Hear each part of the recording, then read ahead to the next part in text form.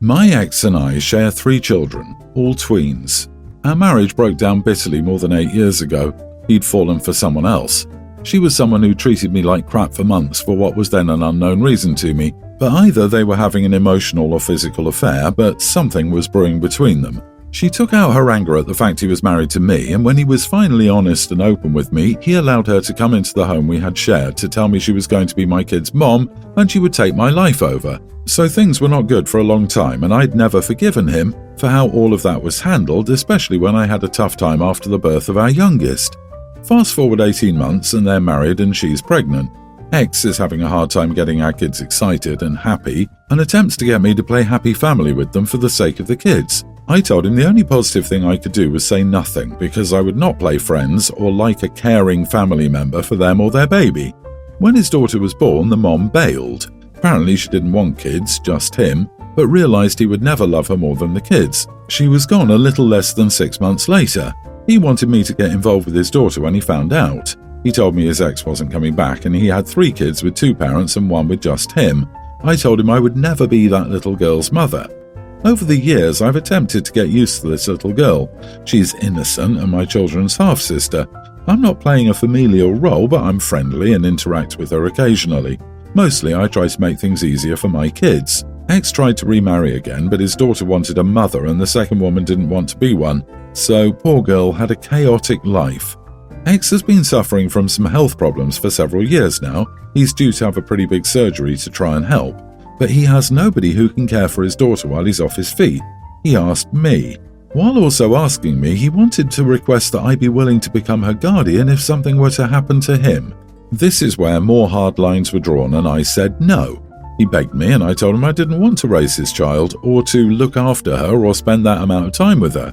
He told me it would be better for her to be with me than friends of his who have no kids. He said it would be better for her to be with family. I told him there was no way. He tried to get our kids involved, but they told him it would be weird for her to live with us. I was angry at him for involving them like that. We argued for more than a week. Finally, he called me an idiot for taking this out on his child. Then I found out she knew I refused to be her mommy. She looked so sad when I saw her last, and knowing what she's been through, I have to ask, am I the idiot? First off, wow, I can't fathom the amount of hurt you've been through with him. Not the idiot at all. Why would he even tell her, a little child, that you refused it if not to manipulate you emotionally? He's a disgusting human being. Don't let him make you feel bad because you've done nothing wrong. The fact that this guy tried to run into another relationship with a second woman who didn't want kids says a lot about him too. He seems to want to exist in a world centered around him, like narcissist a little. I feel for the girl, but putting her with you in a home where she isn't welcome isn't the best thing for her. Also, where's his family? It seems like all of his relationships are chaotic. Is his family like that as well, and that's why he doesn't want them to watch her? His family members are uninterested in being a family. I met his parents and his sister. None of them talk to each other. None of them like the other. His parents are legally married but haven't lived together in about 20 years. They live in different countries now. He has a brother too, but I never met him. I think I can tell where he gets his family ideals from. What he's asking is a lot from someone who is under no obligation to his child. He chose to have another baby with the wrong person and now expects you to be responsible for those decisions. Definitely a tough situation with her being the half-sibling of your kids. But you have every right not to agree to her moving in with you and being her guardian. Literally so weird for him to even ask that. I hate him and I've never met him. LOL. My girlfriend and I have been dating for a year and we want to move in together. We want a 2-bedroom, 1-bath apartment or townhouse near my work. I'm a second-year resident and my residency is 5 years long. She works from home and wants an office. She also makes $120,000 and I only make $68,000. So our rent is $1,800 a month plus utilities, and she wants to go half on both rent and utilities, so we would both pay roughly $1,000 a month. Because she's using one of the rooms as her office, I feel like she should pay more, so I should pay $700 and she should pay $1,300. She thinks even if she uses an extra room because living near the hospital is very expensive, I should pay half because we could get a cheaper place if I don't live near work. She thinks it's because we're paying more to live near my work, so I don't have to pay for gas, I should pay half the rent. I find she's being selfish because she makes much more than me, and once I complete my residency I can easily make $350,000 a year or more. But according to her, it's not fair for her to wait 3 years to potentially get paid back because we could break up and she would have subsidized me. So to me, if she isn't willing to pay a bit more to put some skin in the game, she's being a gold digger and waiting for me to make bank without giving anything in the first place. We argued about this a few times and I just wanted to know if I'm crazy in my thinking or if she was being selfish. You are the idiot, and she's absolutely right that it's unfair to wait 3 years to potentially get paid back because you're not guaranteed that salary. Also, calling her a gold digger while also wanting her to pay more. She's asking you to pay half while she pays half. The only one asking someone to pay more than half is you. Who's the gold digger? She makes nearly twice what you make now, but she's a gold digger? Yeah, that's not how it works. For her to be a gold digger, you would need to have money now. Not half a decade from now, maybe. If anyone, you're being the mooch here. If you're only comfortable paying $700, find a place worth $1,400. She's obligated to pay half but no more. If you have a problem with that, break up. Exactly, he's a medical student. He's making an imaginary 6 figures in his brain. Do you know how many women have supported men through med school to be left after the man starts making money? I don't blame her at all. Not to mention she's right. She's now having to pay more in rent because you wanted to live closer to your work. It sounds like she was fine with living somewhere cheaper. She wanted an office. Seems pretty fair and even to me. Pay half the rent and be glad she's helping you with your high-cost want, because it's a want for you. My 20 female sister Kim and I are identical twins. However, we were very different growing up and still are. I hate to say this, but Kim is the definition of a pick-me girl. She's constantly spewing misogynistic nonsense on how women are weak and should abide by men, how she's so short and petite, so she can't do anything on her own without a big, strong man around, how all the girls are trying too hard by wearing makeup, while she's pretty naturally, so they all hate her for it. You get the gist. Kim and I attend the same college but study there in different departments. In one of my classes, there's a guy named Dave. Dave is your typical handsome frat boy that most girls in our college have a crush on, including Kim.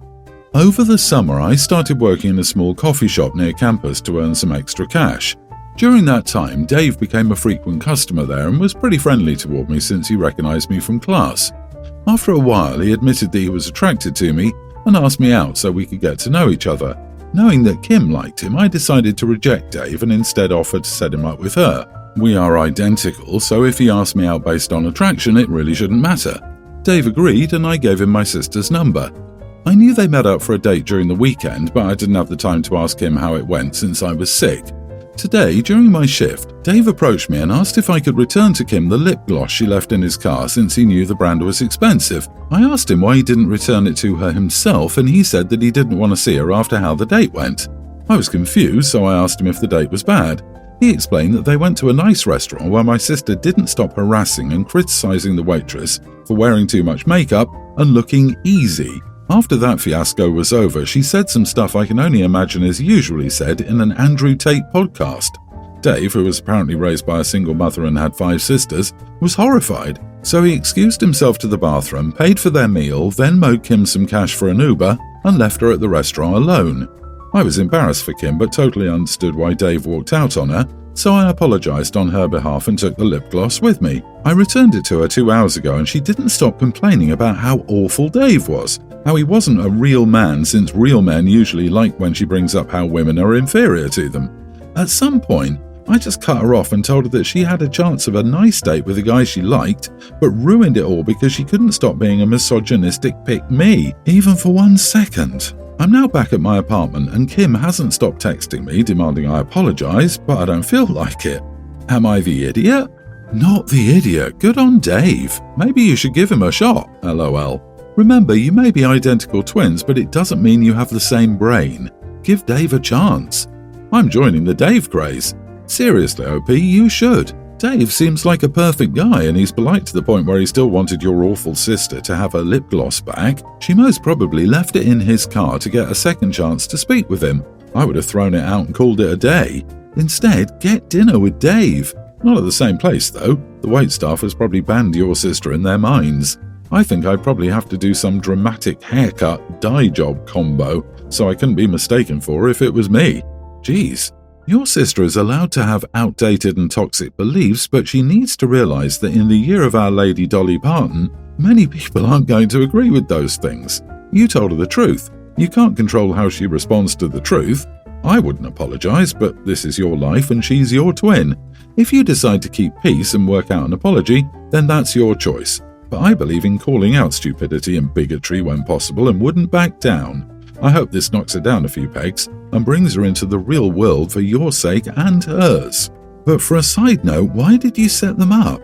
Yes, he was attracted to you, but that doesn't mean his attraction was only physical. If I was Dave, I would have been a little put off. I understand your sister thought he was cute, but he asked you out, not a copy of you. As for her, there is a conservative dating app. I hear they desperately need women to join it.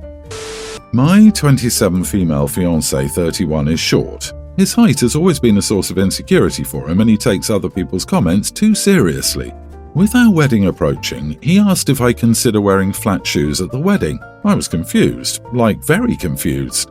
I asked him if he was joking, but he ranted about how he didn't want to be made fun of at his wedding, and that if I choose to wear high heels, we will look awkward in the photos and in front of the guests. I refused, and he kept calling me selfish and inconsiderate and said I prioritized a pair of high heels over his comfort and happiness for the big day. He had his mum involved, and she is pushing me to reconsider. When I refused to discuss it, she said that my unwillingness to cooperate was a huge indicator of my level of maturity. She then went on a long rant about what lengths real wives are willing to go to help out their husbands and said that I'm too immature and shallow to be committed in a marriage if I make such an issue out of it. Am I being selfish? It's not just about what I want, but the high heels help make the wedding dress look better and I feel like I deserve to look my best at my own wedding, just like every bride's dream. Unfortunately, his insecurity is preventing me from getting that. Am I the idiot? To clarify, I'm slightly taller, but he said he doesn't want me to look any taller than that. Honestly, if it were me, I'd wear flats. At the end of the day, you want your husband to feel respected and as self-confident as possible. Likely what was on your feet on your wedding day ultimately won't matter as much as how your husband felt that day. Just kidding, not the idiot. Tell him to wear heels too. You should do what makes you happy. His insecurities are pretty much his to deal with. It's your day together, but you, as a bride, should look and feel the way you want to look and feel. His mother should keep her face out of it as her opinion is one-sided and doesn't belong in this situation. Immature is not what you are, it's what they are. So go be beautiful on your wedding day. He'll get over it. If he doesn't, he needs to grow up. Exactly, his insecurity is going to be a constant roadblock in your life. Clearly, Mom is happy to bend to his immature and shallow whims. Please hear me. Reconsider marrying this man. That apron string is made of corded steel. My mom was 5'8", my dad was 5'6". He never once tried to tell her what shoes to wear. They were married for 40 years until my dad died. So be aware of what you're signing up for a lifetime of real wives do. My brother Tom is divorced and has 2 kids, Kim, who's 19, and Liz, who's nearly adult. Because our father was a deadbeat, he didn't want to raise us and ran off to avoid his child support obligations. Tom is barely around for his kids, yet expects to be praised and hailed as the world's most fabulous father for providing the bare minimum.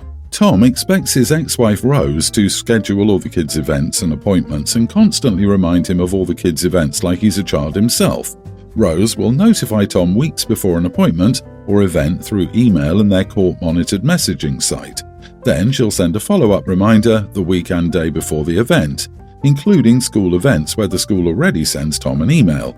Tom forgets and then blames Rose for being irresponsible since it would take 10 seconds for Rose to send me a text. She knows I don't check my email or court-monitored site every day. Tom has reminders set on his phone for Facebook, but he can't be bothered to set up a calendar app. Kim told me that she can count on her hands how many of her events appointments Tom has ever shown up to. The breaking point for Kim was when Tom forgot about her high school graduation and was instead out drinking with his friends. Kim is at college and hasn't spoken to Tom since her 18th birthday.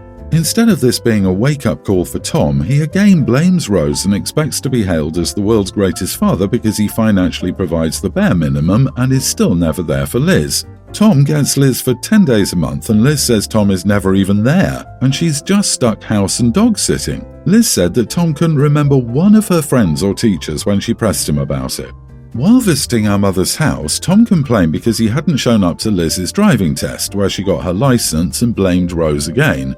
Tom then complained about Liz because now talking to her is like pulling teeth and how she tries to make me feel unloved in my own home. Her mother's turned her into an inconsiderate brat. I was biting my tongue before, but Tom insulting his daughter that way made me see red.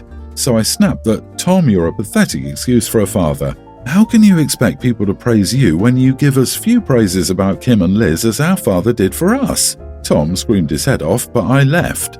Several people are calling me an idiot because, unlike me, Tom was old enough to remember when our father left and I was out of line to throw that trauma in his face, essentially. Also, Tom didn't have someone to model how a father should act. But instead of trying to gently correct him, which I've tried many times in the past, I insulted and used profanity toward Tom. I think everything I've said was true and deserved, and no matter what, crappy childhoods don't excuse crappy adult behavior. Am I the idiot? Oh, not the idiot. Ignore those several people. Every time Tom brags about how great he is, call him on it. Every single time. Once he learns that he can't pull this crap in your presence, he'll probably stop. You're acting as though his statements make your blood boil. Your blood should be boiling. While you could have dealt with this better and more tactfully, your brother is an idiot. And sooner or later someone would have said as such to him, probably one of his kids, so maybe it was better that you got the lashback instead of them. Many folks grow up with deadbeat parents and they become stellar parents because they very much do not want to be like their own were. They don't want their children to experience things that they did. Just because your dad sucked does not give a free pass to be like it too.